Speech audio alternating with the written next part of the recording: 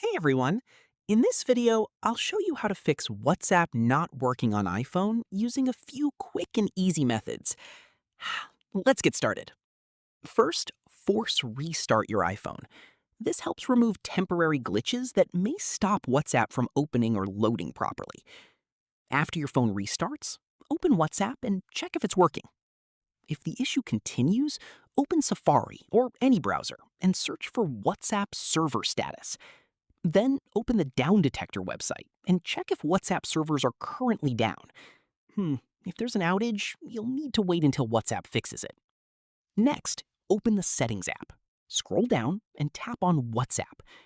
Make sure all permissions, like mobile data, notifications, and background refresh, are enabled.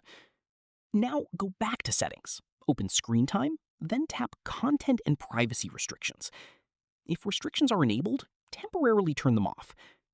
After that, check for a WhatsApp update from the App Store. Press on it, and you will see the option Updates. Tap on it and install any pending updates. Still not fixed?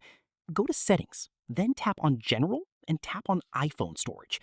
After that, tap on WhatsApp and tap Offload App. But in this step, I do not want it, so you can follow the steps. Then reinstall WhatsApp without deleting your chats. And finally, if normal WhatsApp still isn't working, you can temporarily use WhatsApp Business with the same number and transfer your chats. And that's it. Your WhatsApp not working issue on iPhone should now be fixed.